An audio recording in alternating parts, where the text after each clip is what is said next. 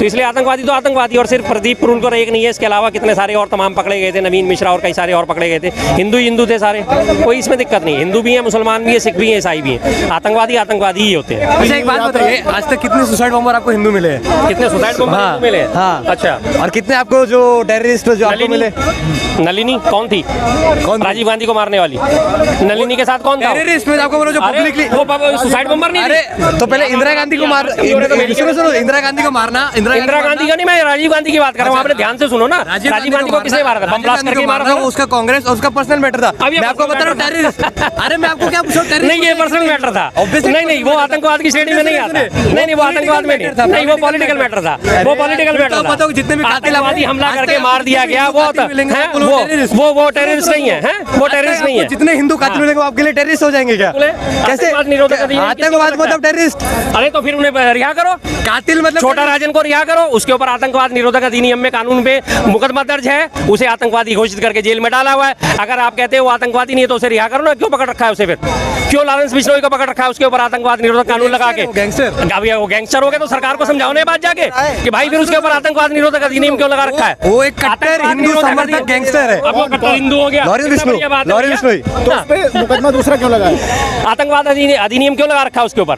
बोलो सरकार को, बोलो सरकार को जाके भाई हटाओ इसके ऊपर से आतंकवाद अधिनियम। क्यों? अरुण गवली है, महाराष्ट्र का गैंगस्टर है, उसके ऊपर आतंकवाद निरोधक अधिनियम लगा रखा है। बोलो सरकार को जाके, महाराष्ट्र सरकार को, भाई हटाओ इसके ऊपर आतंकवाद अधिनियम।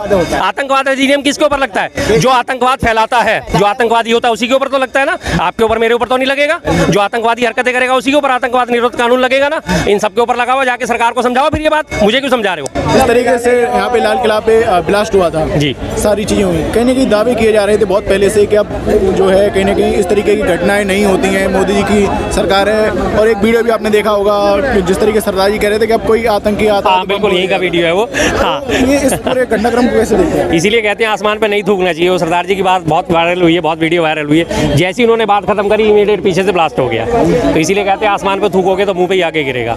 वो बड़े बड़े कसीदे पढ़ रहे थे मोदी जी की शान में। मोदी जी ने इतना बॉर्डर सिक्योर कर दिया है, इतनी चौकसी कर दी कि आने से पहले ही वहीं फट जाता है। जैसे बात खत्म होती है और यहाँ ब्लास्ट हो जाता है। तो कहाँ है सिक्योरिटी? कहाँ है वो 56 इंच का सीना? कहाँ है वो आपकी 24 घंटे की निगरानी? कुछ नहीं है, कुछ नहीं है। सिर्फ इनकी निगरानी सिर्फ एक है कि मेरा वोट कैसे बढ़े, मेरा वोट कैसे, सत्ता मुझे कैसे हासिल हो। बाकी आम जनता मरती है, मरे, इसने कोई लेना देना नहीं है किसी चीज़ से।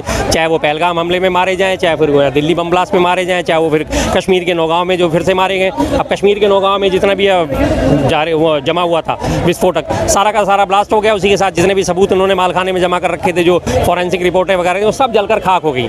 आने वाले टाइम में अब आपके पास जांच करने के लिए कुछ भी नहीं है। जितनी आपने जुटाई थी वो 2-3 दिन के अंदर अंदर सारी जानकारियां थाने के मालखाने में जमा थी, और वो मालखाने में विस्फोट हो गया। अब वो मामला सबका सब वहीं खत्म हो गया, सारे सबूत मिट गए। जब से ब्लास्ट हुआ है सोशल मीडिया पर एक क्वेश्चन बार बार आ रहा था कि हर सभी जो आतंकी थे उनका धर्म एक तरीके का एक ही है, मुस्लिम है। कहीं ना कहीं उस प्रश्न को लेकर कहीं ना कहीं चर्चा बहुत तेज हो गई। देखिए बार बार यही प्रश्न उठाया जाता है कि सभी आतंकवादियों का धर्म मुस्लिम क्यों होता है। इस बात का मैं पहले भी कई बार जवाब दे चुका हूँ। और अभी इसी की अगर हम तार जोड़े तो अभी एक वो शर्मा मैडम है, डॉक्टर शर्मा, अंजलि शर्मा या क्या नाम है उनका, कुछ शर्मा, वो पकड़ी गई हैं। और सलमान के नाम से कार रजिस्टर्ड बताई जा रही थी कि सलमान ने 2017 में कार खरीदी, रजिस्टर्ड कराई थी। 2017 के बाद से वो कार 2 बार बिक चुकी है। आखिरी खरीदार उसका कौन था? देवेंद्र था। उसका नाम चुपचाप छुपा गए। अब जो अंजलि शर्मा है या कुछ प्रियंका शर्मा, कुछ इस तरह से नाम है उसका, अब वो पकड़ी गई है, उसका नाम छुपा दिया गया है। तो पकड़े तो सारे जा रहे हैं, हिंदू भी पकड़े गए, उसमें मुसलमान भी पकड़े हैं। रही बात आतंकवाद के धर्म की, तो वास्तव में आतंकवाद का कोई धर्म नहीं होता, सीधी सी बात है। इससे पहले कि अगर आतंकवादी घटनाओं पे आप नज़र उठा के देखेंगे तो अभी NIA की कोर्ट ने 8 को बरी करा था, जिसमें प्रज्ञा ठाकुर भी शामिल थे और उसके अलावा 9 और लोग थे, 7 लोग और थे। उनके लिए फांसी की सजा की मांग करी थी, लेकिन सबूतों के अभाव में उन सबको बरी कर दिया गया। उनके ऊपर भी आतंकवादी चार्जेस थे, उनके लिए फांसी की मांग करी गई थी। उसके अलावा बी प्रभाकरन देख लीजिए, पुराना लिट्टे का संस्थापक, उठा के देख लीजिए, हिंदू वीरप्पन, हिंदू मकोका के उसमें ये आतंकवाद निरोधक अधिनियम में जो गिरफ्तार है हमारा छोटा राजन, हिंदू, श्रीमती इंदिरा गांधी को मारने वाले सिख, राजीव गांधी जी को मारने वाले हिंदू, सारे के सारे आतंकवादी तो हैं। तो आतंकवाद है, उसका कोई धर्म हो ही नहीं सकता किसी भी किस्म से। जहाँ से आतंकवादी है उसने आतंकवाद अपना लिया तो उसका धर्म तो वहीं खत्म हो जाता है। तो लेकिन ये तो लोगों में बार बार डालने वाली बात है कि नहीं आतंकवाद का धर्म होता है, आतंकवाद का धर्म होता है। तो मैडम शर्मा क्यों पकड़ी गई हैं अब? और अभी अजीत डोभाल साहब का एक बयान आपने और देखा होगा, वायरल हो रहा है लगातार सोशल मीडिया पे, कि जो ISI ने मुस्लिमों से ज़्यादा हिंदुओं की भर्ती करी है अपनी सेल में। तो पता चल गया इसी बात से कि कौन ज़्यादा शामिल है। DRDO, भारत का डिफेंस रिसर्च ऑर्गेनाइजेशन है, उसमें मुखबरी करने वाला कौन निकला था? प्रदीप कुरुलकर। भारत की संवेदनशील सूचनाएं, गोपनीय सूचनाएं जो पाकिस्तान को दे रहा था, कौन पकड़ा गया था? कुरुलकर कौन था? हिंदू ही तो था। तो ये आतंकवाद की घटना से कम है कि जब हमारे यहाँ की जो है संवेदी सूचनाएं पाकिस्तान में जा रही हैं और वो उसका फायदा उठा के हमारे यहाँ आतंकवादी हमले कर रहे हैं, तो आतंकवाद की श्रेणी में आता है सीधा सीधा। एक और प्रश्न था, धीरेन्द्र शास्त्री जिस तरीके से हिंदू एकता की यात्रा निकाल रहे हैं, उसे कैसे देखते हैं? नहीं, हिंदू एकता की यात्रा निकाल रहे हैं, उसमें कोई दो राय नहीं, कोई निकाले। अपने हिंदू का धर्म का प्रचार प्रसार कर रहे हैं, कोई आपत्ति नहीं है। लेकिन इसकी आड़ में अगर वो कहते हैं कि हिंदू राष्ट्र बनना चाहिए, ये गलत है, ये गैर संवैधानिक है, गलत है, ये गलत है। फिर कल को अगर मुसलमान निकालेंगे कि हमें गजवा हिंद चाहिए, हमें मुस्लिम कंट्री चाहिए, तो फिर आप उठा के उन्हें जेल में मत डालना। कल को फिर अगर सिख जो है फिर वो निकालेंगे कि हमें खालिस्तान चाहिए, तो आप उन्हें उठा के जेल में मत डालना।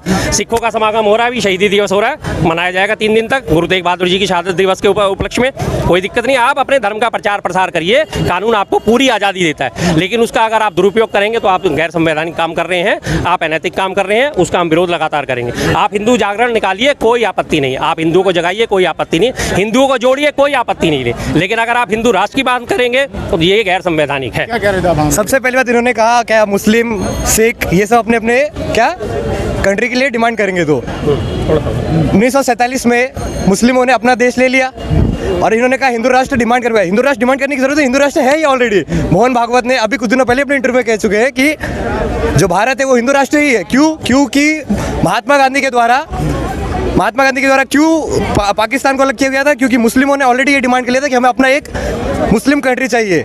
तो जब ऑलरेडी उनको 2 बांग्लादेश और पाकिस्तान मिल चुका था, इंडिया में रहने के बाद भी उनको फिर अपना मुस्लिम वापस से चाहिए, तो फिर नहीं, उन्होंने ये कहा जिस तरीके से हिंदू का धर्म प्रचार कर रहे हैं, इसके आड़ में अगर वो हिंदू राष्ट्र की मांग करते हैं, बोला हेलो भैया, अरे सुनो, अच्छा ये आपका प्रश्न, ये कंफ्यूज है, ये इनको यही नहीं पता कि गांधी जी ने बंटवारे का किस बारे में वो करा था। इन्हें सबसे पहले याद होना चाहिए द्विराष्ट्र की सिद्धांत की बात किसने करी थी।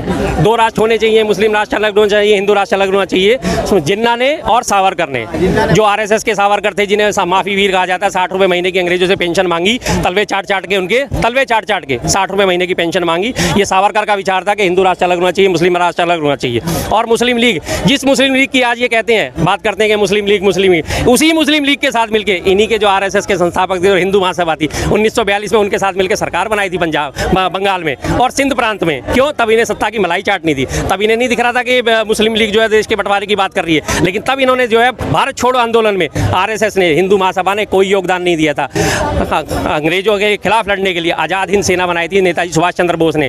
नेताजी सुभाष चंद्र बोस के लिए खिलाफत जाके करते थे इनके आरएसएस के हिंदू महासभा के गली गली गाँव घूम के कि नहीं, आज़ाद हिंद फौज में बस शामिल हो ना, अंग्रेजों की फौज में पलटन में शामिल हो, क्योंकि पलटन जो है अंग्रेज जो है वो हमारे लिए। आज तक इन लोगों के मुंह से कभी सुना अंग्रेजों की बुराई? कभी अंग्रेजों की बुराई सुनी है इन लोगों के मुंह से? कभी नहीं सुनी होगी। क्यों? क्योंकि अंग्रेजों की चाटुकारिता करते थे, 60 रुपए महीने की पेंशन खाते थे अंग्रेजों से, इसलिए इनके मुंह से कभी अंग्रेजों के खिलाफत नहीं निकलेगी, कभी नहीं निकलेगी।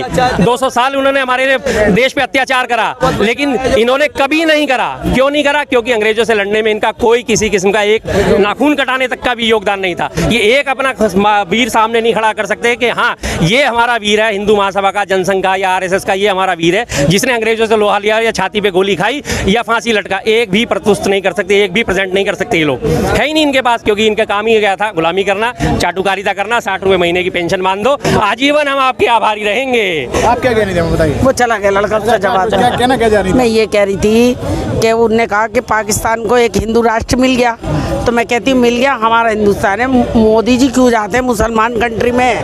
हमारा अपना गधा जन्म मिनाने हवाई जहाज में उड़ के इतना पैसा खर्चा कर करके आते, क्यों जाते मुस्लिम कंट्री में? क्यों मदद मांगते मुस्लिम से? अखिलेश यादव ने एक ट्वीट किया है, योगी जी से प्रश्न किया है कि मर्सिडीज वालों पर बुलडोजर क्यों नहीं चलता अगर वो कोई गलती करते हैं? क्या अमीरों के लिए, अमीरों पर कोई कानून लागू नहीं होता? ठीक है उन्होंने, ये बात तो सच्ची है, इस बात को कोई दो राय नहीं है। अमीरों के लिए कानून अलग है, गरीबों के लिए कानून अलग है। जो अमीर है वो कानून के साथ कितना जबरदस्त खिलवाड़ करता है, इसका ताज़ा नतीजा मैं आपको बताता हूँ। आपको सबको याद होगा निठारी कांड, मोनिंदर सिंह पंधेर और उसके साथ सुरेंद्र कोहली, 2 लोग जो है इसमें अभियुक्त पाए गए थे, जिन्होंने बच्चों को मार के उनके साथ बलात्कार करके उनके अंग कुकर में पका पका के खाए थे। कितना जघन्य अपराध करा था। लेकिन वो मोनिंदर सिंह पंधेर जो है बहुत बड़ी ट्रांसपोर्ट कंपनी का मालिक है, जबा के पैसा फेंका है, दबा के उन्होंने जो है न्याय खरीदा और आज वो दोनों के दोनों बरी हो गए हैं। पैसे की माया सबसे बड़ी बात। और वहीं एक गरीब आदमी जो है अपनी जमानत के लिए भी तरसता रहा था, उसके बाद जमानती भी नहीं मिलते, उसे जो है पकड़ के अंदर कर दिया था। अभी आपको एक और छोटी सी घटना सुनाता हूँ। दरियागंज में एक पब्लिशर है, उसने कंप्लेंट लिखाई, पब्लिशर का मैं नाम नहीं लूँगा, उसने कंप्लेंट लिखाई कि जी मेरे नाम से ना डुप्लीकेट किताबें पब्लिश हो रही हैं और मार्केट में फैलाई जा रही हैं। उन्होंने कहा ठीक है जी। पुलिस वालों ने थोड़ी सी चेकिंग वेकिंग करी, जहाँ पब्लिशर था उसको तो पकड़ लिया जो उसके नाम से डुप्लीकेट छाप रहा था। उसके बावजूद जो रिक्शे वाला, जिसे नहीं पता किसी भी इस बारे में कि मैं क्या ले जा रहा हूँ, आपने रिक्शा एंगेज करा, भाई मेरा ये सामान लेके चलो और मुझे वहाँ छोड़ देना, बात खत्म हो गई। रिक्शे वाले को जब उसमें किताबें ढो के लेके जा रहा था ठेले वाला, उस ठेले वाले को भी गिरफ्तार कर लिया। जो वो पब्लिशर था जो डुप्लीकेट छाप रहा था, उसकी तो अगले दिन ही जमानत हुई, रिक्शे वाले की 14 दिन बाद जमानत हुई है, क्योंकि उसके बाद जमानत ही नहीं था। इसी बात से पता चल जाता है कि अमीरों के लिए कानून अलग है, गरीबों के लिए अलग है। सब जानते हैं इस चीज़ को, तो कोई दो राय थोड़ी है इसमें। SIR हो रहा है यूपी में, आपको लग रहा है इसमें भी कुछ हेरफेर होगी? शुरुआत कर दी है उन्होंने, क्योंकि उन्हें पता है कि 27 में जमीन खिसकती जा रही है। जिस तरह से लोकसभा इलेक्शन में 24 में पटखनी दी, अयोध्या सर्किट ही हार गए, रामायण सर्किट सारा जो है वो हार गए, उसके बाद उनकी सीटें सिमट के 33 पे रह गई, तो उन्हें दिख गया कि जमीनी हकीकत जो है खत्म हो रही है, खिसकते जा रहे हैं हमारी जमीन। तो SIR के बहाने वही होगा, जो वैलिड वोट होंगे वो काटे जाएंगे, जो यादव वोट, जो समाजवादी पार्टी के वोट है, कांग्रेस के वोट है, वो काटे जाएंगे और अपने जोड़े जाएंगे।